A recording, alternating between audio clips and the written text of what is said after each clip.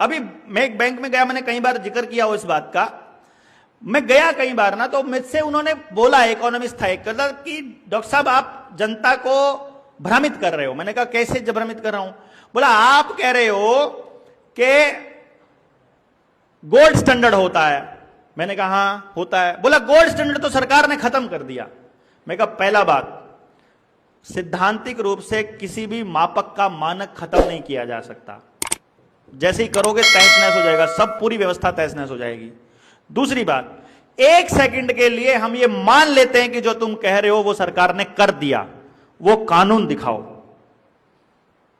वो कानून लाओ ना जिसके तहत उन्होंने गोल्ड स्टैंडर्ड खत्म करा है। कोई कानून नहीं है तो गोल्ड स्टैंडर्ड खत्म करने का कानून नहीं है तो खत्म कैसे कर दिया? एक चिट्ठी लिख के कि खत्म कर दिया?